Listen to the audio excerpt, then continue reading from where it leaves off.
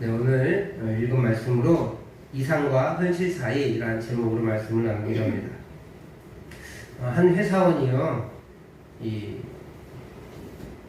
물가가 너무 높아지고 그리고 이제 기름값이 너무 급하게 오르니까 교통비라도 좀 아껴보고자 자전거로 회사를 출근해야겠다 이런 결심을 했습니다. 그래서 자전거를 한 대만 장만하고요. 여기 이제 자전거로 출근하면 운동도 되니까 운동을 하면서 건강도 챙길 겸 겸사겸사 해서 그렇게 결심을 하고 자전거를 장만했어요. 그리고 이제 드디어 첫 출근을 합니다. 첫 출근해서 집에서 출발해서 회사에 도착하려고 하는데 아무리 밟아도 회사에 도착할 기미가 안 보이는 거예요. 금방 도착할 줄 알았는데 너무 힘이 빠지고 진이 빠지고 그래도 회사에 도착하기가 어려운 거죠. 겨우겨우 회사에 도착했는데 이제 아침에 힘을 너무 많이 썼잖아요. 그러니까 하루 종일 힘을 못 쓰고 그 병든 닭처럼 꾸벅꾸벅 졸다가 혼나고 그렇게 하루를 마감했다는 거예요. 포기하고 싶은 거예요. 그래서 내일부터는 그냥 생긴 대로 살자라고 하시는 마음도 있었는데 사는 것도 사고 마음도 먹었는데 조금씩 해보자라는 결단을 하게 됐다고 해요. 자신의 다리가 생각보다 힘이 없었던 것 같아요. 그래서 아무리 굴러도 자전거가 안 나가는 거죠. 이것이 첫 자전거 출근과 출근의 이상과 현실이에요. 금방 힘있게 금방 도착해서 하루를 힘차게 시작할 줄 알았는데 자기의 다리가 너무 힘이 없어서 출근하다가 힘을 다 뺀 거죠. 이처럼 우리 인생에 우리가 생각하는 이상과 현실을 다할 때가 참 많이 있습니다. 우리 결혼 생활도 마찬가지잖아요. 결혼을 할 때는 정말로 부푼 꿈을 가지고 아름답고 행복하게 살려고 했는데 살다 보니까 평생 연수가 돼가지고 그렇게 지지고 볶고 살았잖아요. 근데 신앙생활도 마찬가지인 것 같아요. 신앙생활도 이상과 현실이 다를 때가 참 많습니다. 우리는 하나님을 바라보고 하나님을 의지해야 한다는 것을 명확하게 알아요. 그런데 그 믿음의 길을 선택하면 평안함이 보장된다는 것도 믿습니다. 그리고 우리가 지금까지 여호수아서를 쭉 살펴봤는데 여호수아를 살펴보면 그렇게 하나님만 의지하고 하나님만 바라보며 정복전쟁을 치렀어요. 그죠? 그러다 보니까 승승장구한 모습을 잘 보았습니다. 그리고 지난 2주 동안 갈렙과 슬로보아스의 5딸들을 통해서 남은 정복전쟁을 치르는 모범적인 모습도 봤어요. 믿음의 선택을 했고 갈렙도 그 산지를 취하고 슬로보아스의 5명의 딸들도 약속받았던 그 분깃을 받았어요. 원래 여자는 못 받는데 받은 것이죠. 참으로 이상적인 모습들을 갈렙과 슬로보아스의 딸들을 통해서 보았습니다. 그런데 모두가 그런 것은 아닌 것 같아요. 오늘 본문의 요셉 지파, 즉 므낫세와 에브라임 족속은 이상과 현실에서 갈등하며 현실에 파묻히는 모습을 보여줍니다. 므낫세, 에브라임 이 두 족속은 요셉의 아들들이에요. 원래는 요셉 한 명만 분깃을 받아야 되잖아요. 그런데 레위 지파가 하나님께 분깃을 받아서 땅을 받지 못하면서 11명이 된 거예요, 아들이. 그럴 때 하나님께서 이 요셉에게 복을 주시면서 에브라임과 므낫세 두 명의 아들들에게 각각 한 지파를 맡겨주신 거예요. 근데 오늘 성경에 보면 요셉 지파라고 표현해요. 일단 하나의 분깃으로 받은 것 같아요. 이 분깃을 받을 때는 나중에는 이제 갈라졌는데 그렇게 하나로 퉁쳐서 이렇게 묻은 것 같아요. 그리고 므낫세가 동편의 땅을 받았기 때문에 더더군다나 그렇게 된 것 같습니다. 우리가 지난 주일에 살펴본 이 슬로보아스의 딸들 역시 므낫세 족속이에요. 그런데 성경은 이 므낫세 족속의 땅 분배를 그 슬로보아스의 그 딸들이 받은 거 거기서 아름답게 마치지 않고 계속 이어가고 있는 거예요. 16장부터 이 요셉 지파, 요셉의 두 아들에게 땅이 어떻게 분배되었는지를 보여주거든요. 16장, 17장에 걸쳐서 보여주고 있는데 먼저는 이제 둘째 아들이지만 장자의 복을 받는 에브라임에게 그 땅이 어떻게 분배되는지를 설명해 주고요. 그 다음에 장자인 므낫세 지파에게 분배된 땅을 언급하면서 요셉의 아들들의 땅 분배를 마칩니다. 그런데 요셉의 자손들은 자신들이 분배받은 땅에 불만을 제기하는 거예요. 자신들이 큰 지파이므로 다른 족속보다 더 달라는 거예요. 사실 므낫세 지파 중에 절반은 이 요단 동편의 땅을 차지했잖아요. 그리고 므낫세 서쪽 지에서도 땅을 차지해서 10고을을 받았잖아요. 10성읍을. 그리고 에브라임 산지도 제법 큽니다. 그리고 좋은 곳이에요. 그렇게 잘 받았는데, 그런데 그들은 아직 만족스럽지 못해요.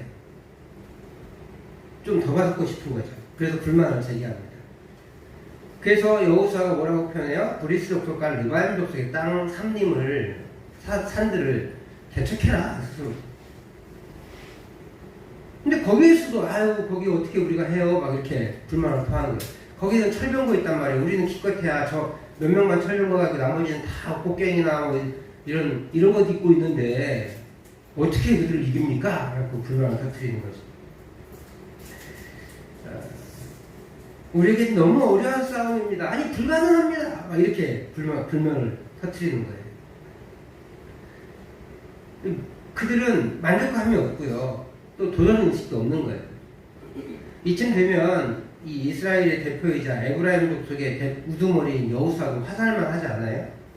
근데 웬일인지 화는 안 내요. 아마 자기 족속일 수도 있겠고 아니면 하나님께서 모세가 화낸 다음에 그 가나안 땅에 못 들어가게 하셨잖아요. 하나님의 영광을 가렸다고 그래서 그러게 생각이 났었는지 모르겠는데 이 여호수아는 화내지 않습니다. 그래서 또 친절하게 너희들 숫자도 많고 니들 능력도 있다. 충분히 가져가니까 너희들이 한번 도전해봐라. 좋은 리더자의 모습이죠. 그죠? 그리고 딴 사람도 아니고 에브라임 족속의 우두머리 대표인 여호수아가 얘기한 거예요. 남의 족속이 아니에요. 여호수아는 자기 족속이에요. 그런 사람의 권면임에도 불구하고 이 사람 말을 안 듣는 거죠. 오늘 본문은 그렇게 여호수아가 요셉 자손의 도발에 부드럽게 권면하며 힘을 내서 원하는 그 땅을 정복해라 라고 말하는 것으로 끝을 냈습니다.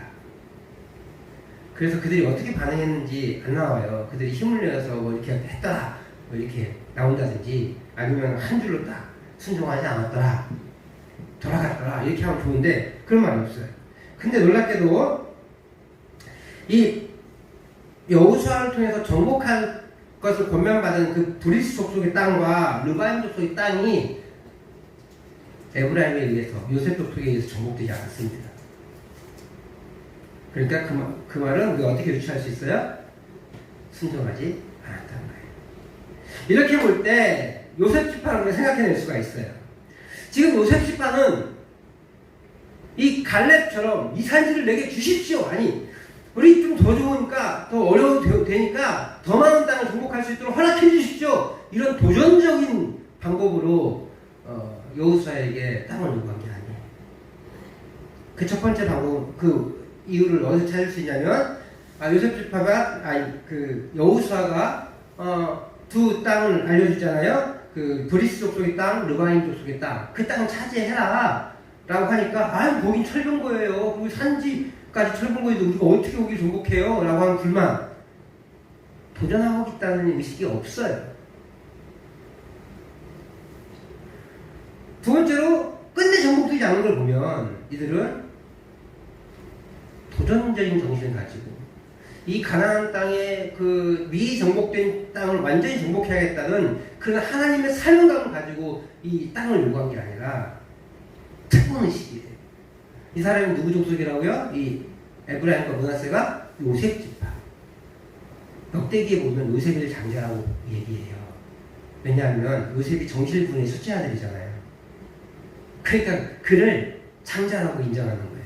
그래서 두 지파가 분깃을 받는 거예요. 두 배로 받거든요, 장자가. 그런 특권의식이 있어요. 더더군다나 지금 이스라엘 통치하고 있는 통수권자가 누구예요? 자기 우두머리잖아요, 여호수아. 그런 특권의식이 그들에게 있어요. 그래서 아유 좀 가서 찔러봐. 그래서 이런 말 나왔겠죠. 그래서 대표자가 나와가지고 아유 형님 좀 더 줘요. 이런 식이지 않겠어요? 그래서 그래 남은 땅 거기 그 니들이 정복해. 그러니까 아니 거기 말고 좀 좋은데 편한데 전기 좋잖여. 뭐 이러면서 편하고 좋은 땅 특권의식을 누리고 싶으면 그 마음으로 그렇게 그들은 땅을 요구하고 그래요. 어디 공동체든 가면 텃세라는 게 있어요. 작고 오래된 공동체일수록 텃세가 심해요. 얼마 전에 뉴스에 보니까 기사에 보니까 어떤 수영을 배우는 회관에서 상급반으로 올라가면 수영을 잘하는 반으로 올라가면 이 떡을 돌려야 된대요. 한 20여 명 되는데 근데 그 사람이 안 돌렸대요. 그랬더니 그렇게 가진 구박을 하더라는 거예요. 뭐 길거리에서 밀치기도 하고요. 일부러 천천히 가서 발로 머리를 때리기도 하고요. 수영하다가 그리고 막 밀어가지고 넘어뜨리기도 하고 그런 텃세를 부리더라고요. 그래서 그 사람은 그냥 관둬버리고 같이 올라간 사람은 자기가 좀 더 해야 되니까 1년간 끊어가지고 어쩔 수 없이 운명 그것처럼 이렇게 떡을 냈다는 거예요. 텃세예요. 친할수록 그런 거예요. 너무나 당연한 거예요. 그런 것들. 교회 공동체도 마찬가지예요. 새로운 사람이 들어오기가 너무 어려워요. 우리끼리 너무 친하니까 그냥 배제시킨 게 아니라 자연스럽게 배제가 되는 거예요. 지난 수요일에 우리 청년들이 같이 예배를 드렸잖아요. 그리고 이제 하룻밤을 잤는데 한 명은 제가 모르는 친구예요. 근데 교회에 제가 있었던 건 3, 4년 전에 4년 전, 5년 전에 있었던 그 사람들만 알잖아요. 그러니까 그런 사람들 얘기하면 그 친구가 말이 없어지는 거예요. 조심스럽게 배려하려고 같이 아는 이야기를 하고 싶어도 제가 아는 이야기가 없으니까 저도 모르게 옛날 교회 이야기를 하다 보면 이 친구가 소외되더라고요. 그래서 되도록이면 안 하려고 하고 말 붙이기도 하고 그랬었는데 순간순간 외톨이가 된 느낌이 받았을 것 같아요. 배려함이 없으면 그렇게 자기들끼리만 뭉쳐지는 그런 모습을 가질 수가 있습니다. 그게 알게 모르게 오는 특권의식이에요. 교회 공동체가 좀 심해요, 사실은. 특히 작은 교회일수록 더 심합니다. 그래서 전도되어 왔는데 배척당하는 그런 느낌? 그래서 교회에 적응하지 못하고 교회를 떠나는 사람들을 제가 많이 봤어요. 전 작은 교회도 많이 있어봤기 때문에 일부러 배척한 게 아니에요. 근데 어떻게 하다 보니까 떨어지고 나갈 수밖에 없는 거예요. 그게 너무 힘들어서. 이 요셉 지파도 그런 특권의식 그리고 여호수아와 친밀한 그런 관계를 이용해서 자기들에게 좀 더 유리한 것을 가지고자 하는 그런 마음, 그런 욕심을 받고 그 여호수아에게 찾아간 것입니다. 아마도 여호수아는 이 마음을 알았던 것 같아요.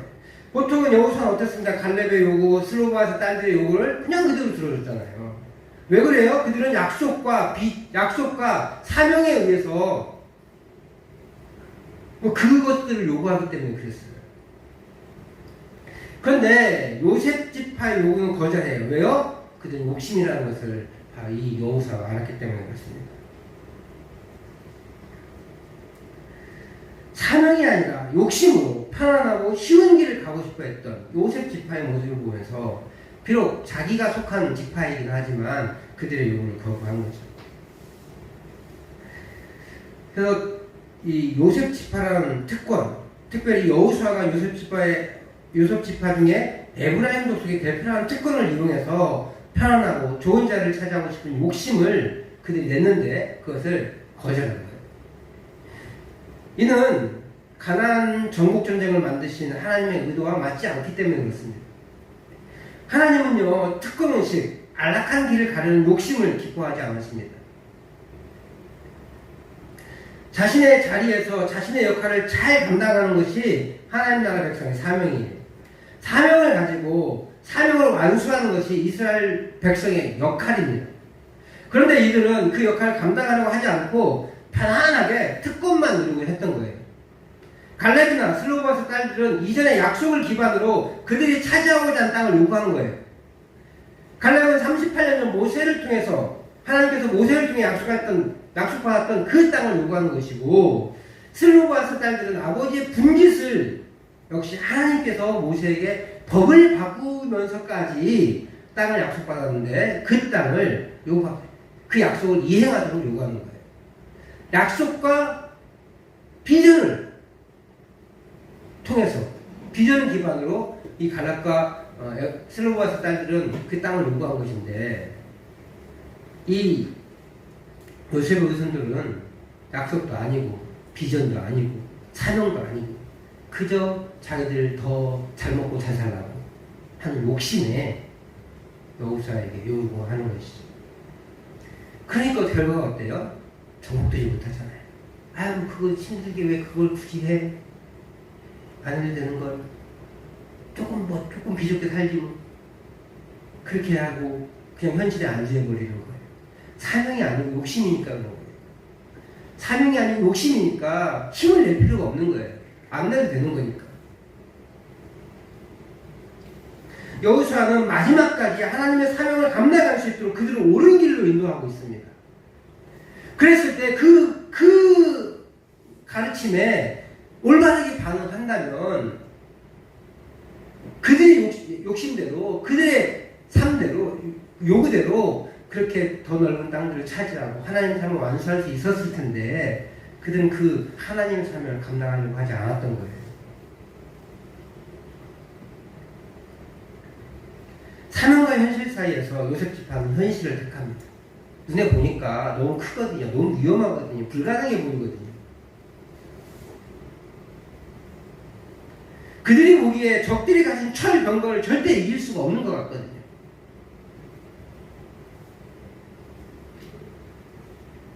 그들이 보기에는 적들이 살고 있는 그 산지는 그들이 살기에 좋지 못한 땅 같거든요. 거기 정복해봐야 더 수고해야 될 것 같으니까 에이, 안 하고 말지. 그런 거예요. 아마도 그들에게는 좌절감도 있었을 것입니다. 요셉 지파라는 특권, 여호수아가 같은 에브라임 족속이라는 인연이 특권이죠. 좀 봐줄 줄 알았는데 그렇지 않은 거죠. 그런 좌절과 핑계들이 너무 많아요. 하나님의 말씀을 받고도 그것을 실천하지 못할 그 핑계와 그 좌절감들이 너무 많은 거예요. 하나님, 내 나이가 몇인데요? 하나님, 지금까지도 뭐 이렇게 살았는데 뭘 이제 와서요? 그런 핑계들이 우리는 수없이 많이 될 수 있습니다.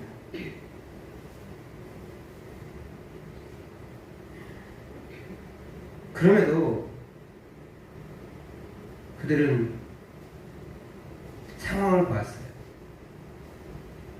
하나님을 보지 않았어요.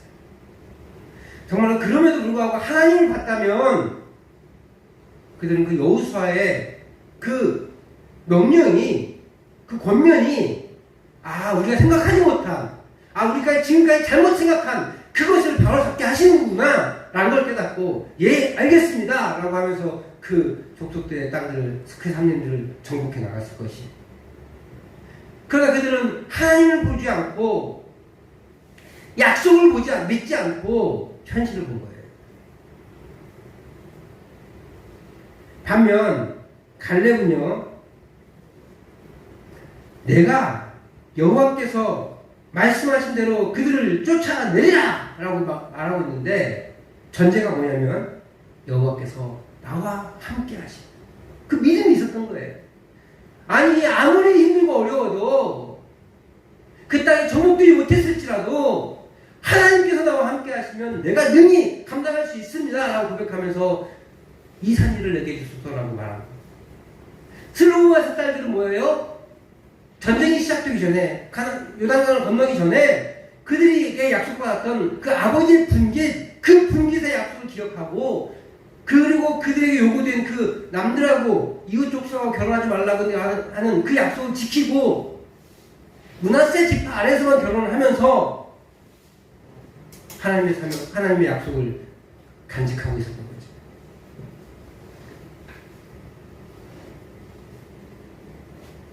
갈렙과 슬로바스 딸들은 현실을 보지 않았습니다. 명령이 이루어질 것을 믿고 땅을 요청했고 하나님이 함께 하시면 능히 그 어려운 땅을 정복할 수 있을 것을 믿었기에 그랬기에 그들은 땅을 요구하고 믿음으로 땅을 정복해 나갔습니다. 반면 요셉 지파는 믿음으로 반응한 것이 아니라 현실을 바라보고 반응합니다. 믿음이 아닌 현실과 욕심을 택했던 거예요. 사랑하는 성도 여러분, 우리의 삶도 믿음의 요구가 이어집니다. 그러나 보여지는 현실은 너무 크게 다가옵니다. 그래서 우리는 당연히 현실을 바라보고 현실적인 대응을 하게 됩니다. 그리고 그것이 오히려 지혜로운 것처럼 보입니다. 많은 사람들이 갈렙이 85세에 산지를 요구했을 때 무모하다고 비방합니다. 우리에게도 마찬가지예요. 갈렙처럼 그렇게 이 산지를 내게 주소서 그 나이에 요청하면 아이고 저 나이에 뭘 하겠다고 그러지 않겠어요? 우리 교회가 하나님 동교면 우리에게 주시옵소서라고 기도하고 순창을 우리에게 주시옵소서 기도하면 나 잘하겠다 이런 비방들이 우리한테 안 들어오겠어요? 우리는 그런 비방이 무서워서 그런 무모하다는 소리를 들을게 무서워서 아이고 나만 이따 가야지 그런 생각을 하고 있지 않으세요? 여자 주제에 땅을 요구한 술 모아서 딸들에게 불경한 여인들이라고 욕해요. 그리고 욕심껏 그들을 비방하고 그들의 정당한 주장을 폐하려고 합니다. 그런 비난이 무서워 우리도 현실의 길을 택할 수가 있습니다. 돈을 선택하고 명예를 선택하고 세상에서의 권력을 선택합니다. 넓고 편한 길을 선택합니다. 많은 사람들이 가는 길을 선택합니다. 근데 우리 주님은 마태복음에서 이렇게 말해요. 우리가 이제 곧 읽을 본문인데 마태복음 7장 13절 14절 말씀에 이렇게 기록하고 있습니다. 같이 읽어보겠습니다. 시작. 좁은 문으로 들어가라. 멸망으로 인도하는 문은 크고 그 길이 넓어 그 주로 들어가는 자가 많고 생명으로 인도하는 문은 좁고 그 길이 협착하며 찾는 자가 적으리라. 많은 사람이 선택하는 길은 안전합니다. 넓은 문은 편안합니다. 그런데 우리 주님은 그런 길을 가는 것은 멸망으로 가는 길이라고 말씀하십니다. 오늘 요셉 지파가 요구하는 것은 넓은 문입니다. 그래서 그 문을 통해 넓은 길로 가는 사람들입니다. 그래서 안전한 거죠. 그러나 사실은 멸망의 문이고 멸망의 길입니다. 우리 주님은 사명의 길을 가기로 하십니다. 사명의 길은 좁고 협착하여 위험해 보입니다. 사람이 없으니까 이 길이 맞나? 라는 의심도 듭니다. 그러나 그 좁고 협착한 길이 생명을 주는 문이요 생명의 길입니다. 사랑하는 성도 여러분, 신앙적 이상을 알고 그 길을 가야만 한다는 것도 우리는 압니다. 그러나 사실 현실을 바라보면 그 길을 선택하는 것이 쉽지 않아요. 그리고 무엇보다 오늘 요셉 지파처럼 특권 의식에 사로잡혀 쉬운 길을 선택하고 싶은 욕망이 우리에게 있을 수 있습니다. 그것은 현실적인 이유라는 핑계를 만들어줍니다. 신앙을 선택하는 것이 위협적인 것으로 느껴질 때가 있습니다. 남들이 하는 방식으로 사는 것이 안전해 보이기 때문에 그래요. 그러나 우리는 선택해야 됩니다. 신앙과 현실 사이에서, 이상과 현실 사이에서 좋은 것을 선택해야 됩니다. 우리 사진 한번 보실까요? 옛날 그림이라 저렇게 좀 우리 그림과 좀 이상한데 폴리갑이라는 목사님이세요. 예수님이 돌아가신 다음에 교회를 이끄신 분들을 사도라고 그래요. 사도는 12명이죠. 그 12명의 제자들에게 가르침을 직접 받은 사람들을 속사도라고 그래요. 속사도. 그 중에 한 명인 이 폴리갑이라는 목사님이 계신데 성안학교의 목사님이셨어요. 그때는 조금 더 뭐라고 할까 많은 권위가 있는 분들 이제 감독이라고 그랬는데 우리나라에서는 노회장, 총회장 그러잖아요. 근데 이제 그분이 이제 감독이셨어요. 감독. 그때는 그런 말 썼어요. 사도들이 떠난 후에 이제 그분이 교회를 가르치고 있는데 박해가 이제 점점 심해지고 있는 거예요. 그래서 이제 교회를 박해하니까 어쩔 수 없이 피난을 갑니다. 그런데 그 피난을 가기 직전에 2명의 젊은이가 잡혔어요. 그래서 가진 고문 끝에 이 폴리갑 목사님이 숨어있는 곳을 불었어요. 그러나 이제 이제 폴리감 목사님 잡으러 오겠죠. 근데 다행히도 그렇게 그들이 고문을 못 이기고 폴리감 목사님의 그 은신처를 알려줬다는 걸 또 그 성도들이 알게 된 거예요. 불이 나게 가가지고 그 군사들과 먼저 가가지고 목사님 큰일 났습니다. 지금 군사들이 목사님 잡으러 옵니다. 다들 피하시죠 라고 그랬어요. 그러나 이 폴리감 목사님이 그 일을 거부하면서 하나님의 뜻대로 될지어다 이렇게 하면서 그냥 순순히 잡히시는 거예요. 결국은 그분은 이제 화형대에 오릅니다. 그런데 이제 불을 붙이기 전에 이 폴리감 목사가 그 황제를 숭배하면 많은 그리스도인들이 힘을 잃을 거 아니에요. 그래서 이 재판관이 계속 회의가 합니다. 야, 황제를 숭배했으나 말 한마디만 해라. 그러면 내가 풀어주겠다. 안 하겠다는 거예요. 그래서 그 전차를 옆구리를 가격합니다. 가격도가 부러졌어요. 그래서 너무너무 화가 나니까 이제 이 동물의 사자의 잡아먹으려고 하는데 그날 그 행사가 끝난 거예요. 그래서 이제 화형을 시키겠다. 나무를 묶었습니다. 다시 묻습니다. 지금 이 순간이라도 예수를 배반하고 황제를 섬기겠다는 말 한마디만 하면 그 위에 묻지 않겠다는 거예요. 다시 예수님 섬겨도. 그 한마디만 하면 이 화형대에서 풀어주겠다. 그래서 폴리감 목사님 말씀하세요. 나는 그리스도인입니다. 나는 86년간 예수 그리스도를 섬겼는데 그분은 한 번도 나에게 잘못하신 적이 없습니다. 근데 이제 와서 내가 어떻게 예수님을 배반하겠습니까? 라는 말을 하죠. 이 심판관이 너무 화가 나서 화형대 그 사람 장작에 불을 붙입니다. 그리고 형장의 이슬로 사라지셨습니다. 이 폴리감 목사님은요, 사형이라는 현실에 주눅들지 않았습니다. 죽음 앞에서도 오히려 지금까지 한 번도 잘못하지 않으신 예수님을 여전히 섬기기로 결단합니다. 우리도 현실을 보면 타협의 길을 찾아가게 되어 있습니다. 현실을 바라보게 되면 삶이 흔들립니다. 그러나 그동안 베풀어 주신 주님의 은혜를 볼 때 우리는 다시 한번 힘을 낼 수 있습니다. 그리고 신앙의 길을, 하나님이 기뻐하시는 삶의 길을 갈 수가 있습니다. 하나님이 기뻐하시는 삶을 기꺼이 살 수 있습니다. 이것이 하나님 나라 백성의 모습이에요. 하나님께서 이스라엘 백성이 가나안 땅에 들어가 살리는 모습에는 특권의식과 안락한 게 아니었습니다. 조금은 힘들지만 같이 가고 조금은 어렵지만 고난에 빠진 사람들을 섬기는 것이 하나님의 뜻입니다. 함께 하나님의 나라를 세워가는 것이 가나안 정복의 뜻이에요. 그리고 우리의 삶에도 그런 기대가 있으십니다. 그렇게 서로 섬기며 하나님의 나라를 세워가기로 하십니다. 이번 우리 구민중앙교회와 백의교회의 교회는 이 에일교회라는 서울의 교회가 섬겨주었습니다. 6명의 전사님들과 청년들이 기도로 준비하고 프로그램을 만들었으며 에일교회는 재정적인 지원을 해주시고 또 기도팀이 있는데요. 기도팀이 우리를 위해서 계속해서 지속적으로 기도해 주었습니다. 그런 기도와 그런 사역을 통해서 우리 아이들을 섬겨주었고 그 섬겨줌을 통하여 우리 아이들이 은혜와 추억을 가지게 되었던 것입니다. 그 6명의 사역자들은 함께 하나님의 나라를 세워가기 위해 이 구미와 백예에 와서 섬기는 것이에요. 물론 우리도 최선을 다해서 그들을 섬겨주었습니다. 이렇게 주님은 자신의 특권을 내려놓고 서로를 섬기기로 원하십니다. 현실에 주눅들지 않고 주님이 우리의 삶에 명령하신 그 사명을 붙잡고 이 사명을 실천해 나가는 저와 우리 성도님들 되시기를 주님의 이름으로 축복합니다.